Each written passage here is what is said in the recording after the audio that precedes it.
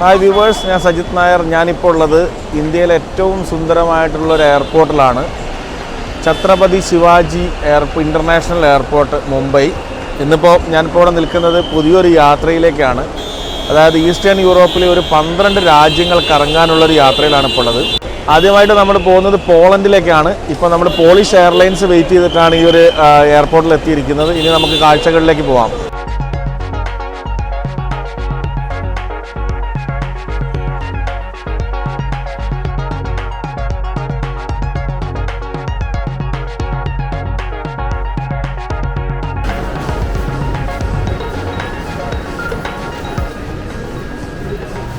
ഇങ്ങനെ മുംബൈ ഡ്യൂട്ടി ഫ്രീയുടെ ഒരു വിശാലമായ ലോകമാണ് നമ്മളിപ്പോൾ ഇവിടെ കാണുന്നത്.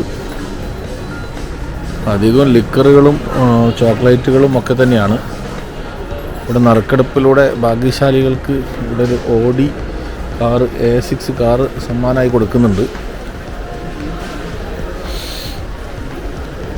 വിശാലമായിട്ടുള്ളൊരു ലോകം തന്നെയാണ്. ഞാൻ ഇപ്പോൾ ഏകദേശം 5-6 തവണ ഈ ഒരു എയർപോർട്ടിലൂടെ വിദേശത്തേക്ക് യാത്ര ചെയ്തിട്ടുണ്ട്. അതുകൊണ്ട് തന്നെ പുതുമായിട്ടൊന്നും തോന്നുന്നില്ല. എന്തായാലും വലിയൊരു എയർപോർട്ട് തന്നെയാണിത്. ഏറ്റവും ഭംഗിയുള്ള ഇന്ത്യയിലെ ഏറ്റവും നല്ലൊരു എയർപോർട്ട് കൂടിയാണ്.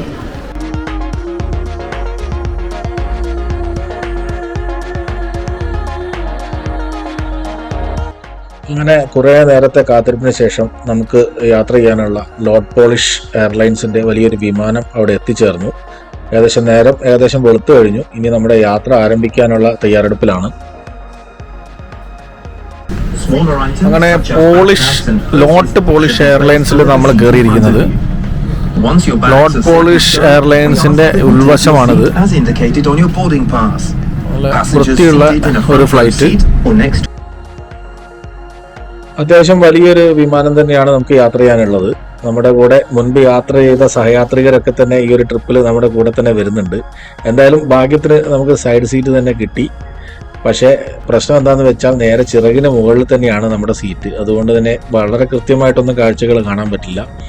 എന്തായാലും മുംബൈയിൽ നിന്ന് വാർസോ എന്ന പോളണ്ടിലെ ആ വലിയ നഗരത്തിലേക്കുള്ള ഒരു യാത്ര ഗ്ലോബിലൊക്കെ ഇങ്ങനെ നോക്കിക്കൊണ്ട് ഇരിക്കുകയാണ്. ഏകദേശം 8 മണിക്കൂറുകൾ നീളുന്ന ഒരു യാത്രയാണ്. ഇത് വളരെ നല്ലൊരു സൗകര്യമാണ്, ഈ ഒരു ഫ്ലൈറ്റിൽ ഇത്തരം സൗകര്യങ്ങളൊക്കെ. അതുപോലെ തന്നെ വിൻഡോ ഒക്കെ ഇലക്ട്രോണിക് ആണ്. നമുക്കതിൻ്റെ കാഴ്ച മറയ്ക്കുന്നതിനൊക്കെ ബട്ടൺ ഞെക്കി കഴിഞ്ഞാൽ കാഴ്ച മറയുകയും അതുപോലെ തന്നെ തുറക്കുകയൊക്കെ ചെയ്യും. അപ്പോൾ ഈ ഒരു ചിറകിൻ്റെ കാഴ്ച നമ്മുടെ താഴോട്ടുള്ള കാഴ്ചയൊക്കെ തടസ്സപ്പെടുത്തുന്നുണ്ട്. എന്നിരുന്നാൽ ഏറെ മുകളിൽ എത്തിക്കഴിഞ്ഞാൽ വലിയതായിട്ടൊന്നും കാഴ്ചകളൊന്നും നമുക്ക് കാണാനില്ല. ഇനി ഇത് ലാൻഡ് ചെയ്യുന്നതിനടുപ്പിച്ചാണ് നമുക്ക് കാഴ്ചകളൊക്കെ വരുന്നത്.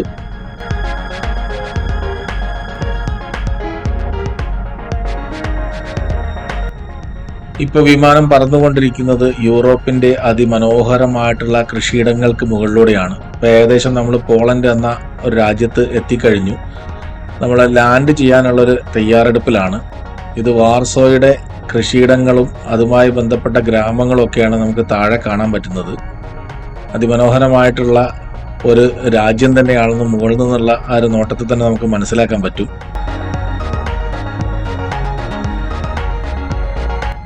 അങ്ങനെ വാർസോ ഇന്റർനാഷണൽ എയർപോർട്ടിലേക്ക് വിമാനം പറന്ന് ഇറങ്ങിയിരിക്കുകയാണ്.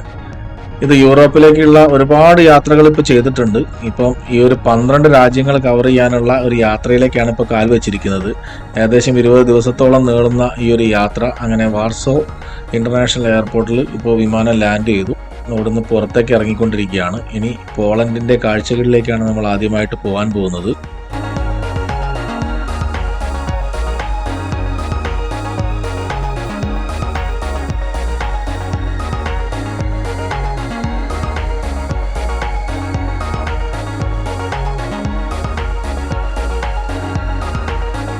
അങ്ങനെ നമ്മൾ പോളണ്ടിൽ ഇറങ്ങിയിരിക്കുകയാണ്. വലിയൊരു ആർഭാടങ്ങളൊന്നും ഇല്ലാത്തൊരു എയർപോർട്ടാണിത്. സാധാരണ തരത്തിലുള്ളൊരു എയർപോർട്ട്. അപ്പോൾ നമ്മുടെ എമിഗ്രേഷനും ചെക്കിങ്ങും കാര്യങ്ങളൊക്കെ കഴിഞ്ഞു. ഇനിയിപ്പോൾ ലഗേജ് കളക്ട് ചെയ്യണം, അതിനുള്ള പോക്കിലാണ്.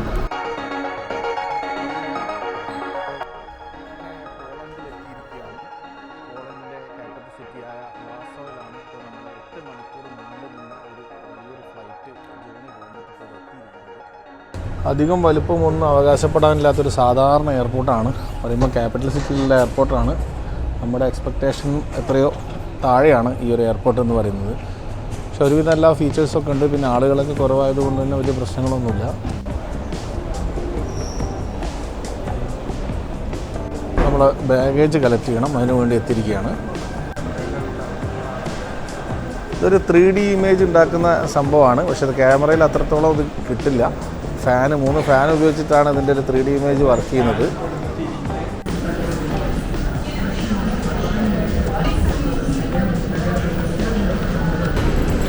അങ്ങനെ നമ്മൾ എയർപോർട്ടിൻ്റെ പുറത്തേക്ക് ഇറങ്ങിയിരിക്കുകയാണ്.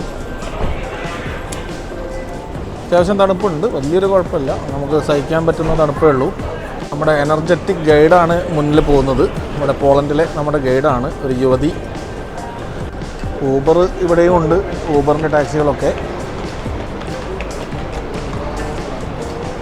ഒരു നോർമൽ കാലാവസ്ഥയാണ്. 22 ഡിഗ്രിയാണ് ഇപ്പോൾ ഇവിടുത്തെ തണുപ്പുള്ളത്. അതുകൊണ്ട് തന്നെ വലിയ പ്രശ്നങ്ങളൊന്നുമില്ല. നമുക്ക് സ്വസ്ഥമായിട്ട് തന്നെ സ്ഥലങ്ങളൊക്കെ കാണാനൊക്കെ പറ്റും. നല്ല വെയിലും ഉണ്ട് പുറത്ത്.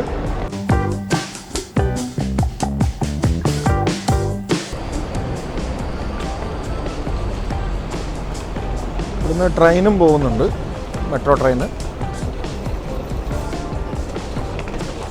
ഇപ്പോൾ ട്രെയിനിൻ്റെ സ്റ്റേഷനാണ് നമ്മൾ മുന്നിൽ കാണുന്നത്. മാരിയറ്റിൻ്റെ വലിയൊരു ഹോട്ടലാണ് ഇതിന് പുറകിലായിട്ട്. മാരിയറ്റിൻ്റെ വലിയൊരു ഹോട്ടലാണ് ആ കാണുന്നത്.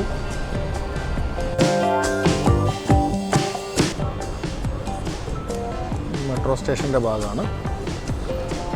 താഴോട്ട് ഇറങ്ങിക്കഴിഞ്ഞാൽ നമുക്ക് മെട്രോ ട്രെയിൻ പിടിക്കാവുന്നതാണ്. നമ്മുടെ ഗൈഡ് വളരെ തിരക്ക് പിടിച്ചിട്ട് ഇന്ത്യയുടെ ഒരു ബോർഡൊക്കെ വെച്ചിട്ട് പോകുന്നുണ്ട് മുന്നിൽ.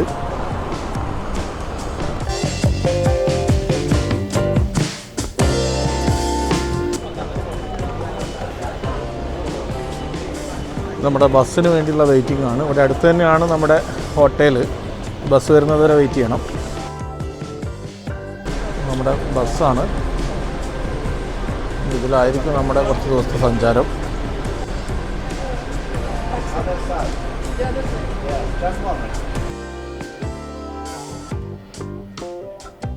മുൻപ് ഒട്ടനവധി തവണ കൂടെ യാത്ര ചെയ്ത സഹയാത്രികളൊക്കെയാണ് ഈ ഒരു ട്രിപ്പിലും കൂടെയുള്ളത്. അതുകൊണ്ട് തന്നെ അപരിചിതമൊന്നും അധികമില്ല. അതിമനോഹരമായിട്ടുള്ള അല്ലെങ്കിൽ നല്ല ടെക്നോളജിക്കലി സൗണ്ട് ആയിട്ടുള്ള ഒരു അടിപൊളി ബസ്സിലാണ് യാത്ര. മാനിന്റെ സൂപ്പർബ് ബസ്സാണ് പോളണ്ടിൽ നിന്ന് യാത്ര തുടങ്ങുന്ന ഈ ഒരു ബസ്. ഈ ബസ്സിലാണ് നമ്മളിനി ഈ ഒരു യാത്രയുടെ പകുതി മുക്കാൽ ഭാഗവും കവർ ചെയ്യാനുള്ളത്.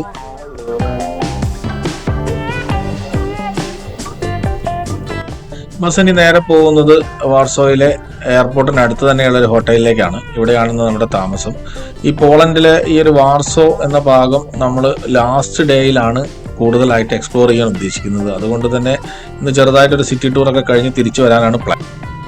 അങ്ങനെ നമ്മൾ പോളണ്ടിലെ ആദ്യ ദിവസത്തിലേക്കാണ് കിടക്കാൻ പോകുന്നത്. അങ്ങനെ പോളണ്ടിൽ എത്തിയിരിക്കുകയാണ്. അതിമനോഹരമായിട്ടുള്ള സ്ഥലം തന്നെ. സാധാരണ യൂറോപ്യൻ രാജ്യങ്ങളെയൊക്കെ പോലെ തന്നെ, പക്ഷേ എല്ലാ യൂറോപ്യൻ രാജ്യങ്ങളെയും പോലെയല്ല, കുറച്ചൊക്കെ ഡിഫറൻസ് നമുക്ക് കാണുന്നുണ്ട്. അത്രത്തോളം റിച്ച് ഒന്നും ആയിട്ട് ഫീൽ ചെയ്യുന്നില്ല. ഇനിയും കാണാനുണ്ട്, അതിന് ശേഷം നമുക്ക് മനസ്സിലാവുമായിരിക്കാം. ഇപ്പോൾ നമ്മളിന്ന് താമസിക്കാൻ പോകുന്ന ഹോട്ടലാണ് നൊവാട്ടലിലാണ് നമ്മളിന്ന് താമസിക്കുന്നത്. ഈ സ്ഥലത്തിൻ്റെ പേര് വാർസോവ എന്നുള്ള സ്ഥലമാണ്. ഇവിടെയാണ് നമ്മളിന്ന് താമസിക്കാൻ പോകുന്നത്. വാർസോവ എയർപോർട്ടിന് അടുത്തുള്ള, അതായത് എയർപോർട്ടിന് സമീപത്ത് തന്നെയാണ് ഈ ഒരു ഹോട്ടലുള്ളത്. ഇത് മനോഹരമായിട്ടുള്ളൊരു ആംബിയൻസ് തന്നെയാണ് നമുക്കിവിടെ കിട്ടുന്നത്. നല്ല കാലാവസ്ഥയാണ്. 22-23 ഡിഗ്രിയൊക്കെ ഉണ്ടാവുള്ളൂ. അതുകൊണ്ട് തന്നെ നമുക്ക് സഹിക്കാനൊക്കെ പറ്റുന്ന കാലാവസ്ഥയാണ്. അങ്ങനെ ഹോട്ടലിനകത്തേക്ക് കയറുകയാണ്.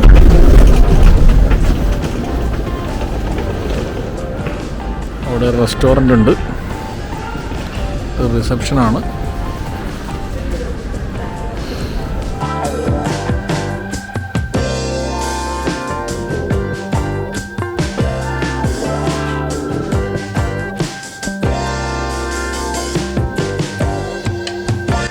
അങ്ങനെ പോളണ്ടിലെ വാർസോ ഒന്ന് എക്സ്പ്ലോർ ചെയ്യാൻ വേണ്ടിയിട്ട് ഒന്ന് ഇറങ്ങുകയാണ് പുറത്തേക്ക്.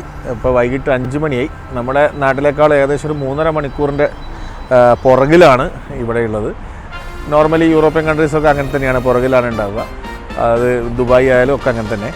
അപ്പോൾ ഇതൊന്ന് പുറത്തേക്ക് ഇറങ്ങി ഒന്ന് ചെറുതായിട്ടൊന്ന് സിറ്റിയൊക്കെ ഒന്ന് കറങ്ങണം. കാരണം ഇപ്പോൾ വന്ന ക്ഷീണം തന്നെയാണ് മൊത്തത്തിലുള്ളത്. കാരണം 8 മണിക്കൂർ ഫ്ലൈറ്റും 8 മണിക്കൂർ ഫ്ലൈറ്റ് എന്നുള്ളത് മാത്രമല്ല, രാത്രി തീരെ ഉറങ്ങാൻ പറ്റിയിട്ടില്ല. അപ്പോൾ അതിൻ്റെ എല്ലാം ടയർഡ്നെസ് എല്ലാവർക്കും ഉണ്ട്. അപ്പോൾ അതുകൊണ്ടൊന്ന് പുറത്തിറങ്ങാമെന്നുള്ളതാണ് വിചാരിക്കുന്നത്. ഹോട്ടലിൻ്റെ കാഴ്ചകളാണിത്.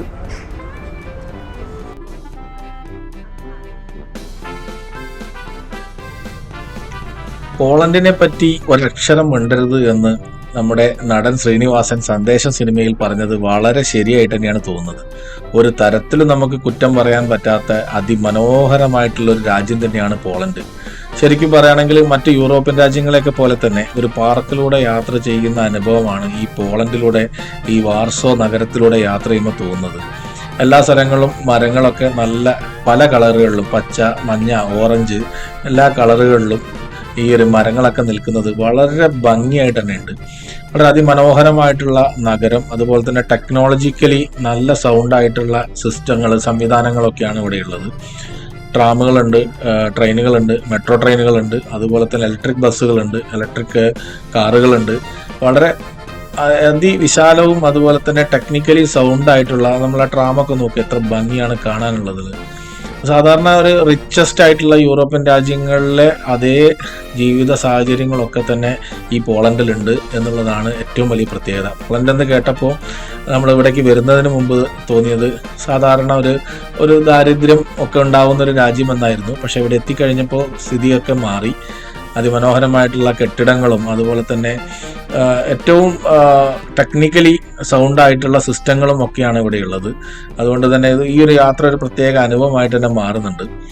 അപ്പം ശ്രീനിവാസൻ പറഞ്ഞ പോലെ തന്നെ പോളണ്ടിനെ പറ്റി നമുക്ക് ഒരു അക്ഷരവും മിണ്ടാൻ പറ്റില്ല എന്നുള്ളതാണ്. അപ്പോൾ ഇങ്ങനെ സിറ്റിയിലൂടെ നമ്മളിങ്ങനെ യാത്ര ചെയ്തുകൊണ്ടിരിക്കുകയാണ്. വ്യത്യസ്ത രൂപങ്ങളിലുള്ള കാറുകളും ഒക്കെ നമുക്കിവിടെ കാണാൻ പറ്റുന്നുണ്ട്.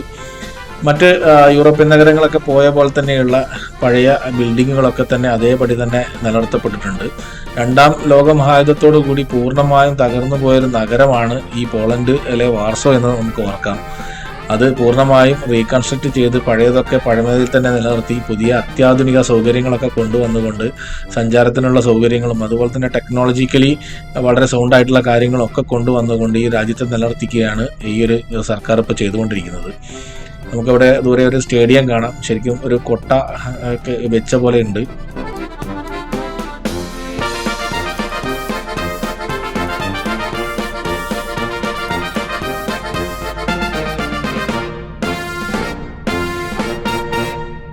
നമ്മുടെ ഭാരതീയ സംസ്കാരത്തിൽ നിന്നും വിഭിന്നമായിട്ട് തന്നെ പൗരാണികതയെ എന്നും നെഞ്ചോട് ചേർത്ത് പിടിക്കുന്നതാണ് യൂറോപ്യൻ സംസ്കാരം. ആ ഒരു സംസ്കാരം തന്നെയാണ് ഈ ഒരു രാജ്യത്ത് നിലനിൽക്കുന്നത്.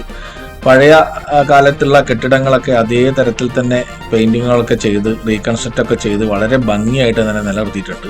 അതെല്ലാ യൂറോപ്പിലും കാണുന്നത് പോലെയുള്ള ഒരുപാട് കാഴ്ചകളാണ്. കൂടുതലായിട്ട് റെസ്റ്റോറൻറ്റുകളും. അപ്പോൾ യൂറോപ്യൻസിൻ്റെ ഏറ്റവും വലിയ പ്രത്യേകത അവർ പുറത്തിറങ്ങിയിരുന്ന് ഭക്ഷണം കഴിക്കാൻ ആഗ്രഹിക്കുന്ന ആളുകളാണെന്നുള്ളതാണ്. അപ്പോൾ നമുക്ക് ഈ ഒരു യാത്രയിലെ മറ്റു വീഡിയോകളിലൊക്കെ നമുക്ക് ഏറ്റവും കൂടുതൽ കാണാൻ പറ്റുന്നത് ഈ ഓപ്പൺ റെസ്റ്റോറൻറ്റുകളായിരിക്കും.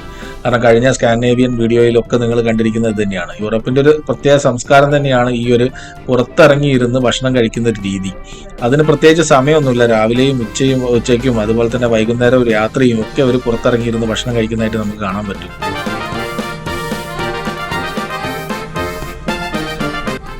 പൊതുവെ എനിക്ക് തോന്നാറുണ്ട് യൂറോപ്പിൽ ഏത് നഗരങ്ങളിൽ പോയി കഴിഞ്ഞാലും ഒരുപോലെ തന്നെയാണ്. കാരണം ഞാൻ സന്ദർശിച്ചിരിക്കുന്ന ഒരുപാട് രാജ്യങ്ങളൊക്കെ യൂറോപ്യൻ രാജ്യങ്ങളൊക്കെ ഏകദേശം ഒരുപോലെ തന്നെയായിരുന്നു ഉണ്ടായിരുന്നത്. ഇപ്പം നമുക്ക് ഇവിടെ കാണുമ്പോഴും പ്രത്യേകിച്ച് ഒരു വ്യത്യാസമൊന്നും അതൊന്നും നമുക്ക് തോന്നുന്നില്ല. പക്ഷേ എൻ്റെ ചിന്താഗതികളൊക്കെ മാറ്റിമറിച്ചുകൊണ്ട് ഇനിയുള്ള യാത്രകളിൽ നമ്മൾ കാണാൻ പോകുന്ന പല രാജ്യങ്ങളും വളരെ വ്യത്യസ്തമായിട്ട് തന്നെയാണ് എനിക്ക് അനുഭവപ്പെട്ടത്. അപ്പോൾ അതിനുള്ള തുടർ വീഡിയോകളൊക്കെ നിങ്ങൾ കാണുക. അപ്പോൾ ചാനൽ സബ്സ്ക്രൈബ് ചെയ്യാത്തവർ സബ്സ്ക്രൈബ് ചെയ്യുക. ഇനി ഒരു 12 രാജ്യങ്ങളിലൂടെയുള്ള ഒരു സഞ്ചാരമാണ് നിങ്ങൾക്ക് മുന്നിൽ ഓപ്പൺ ആവാൻ പോകുന്നത്.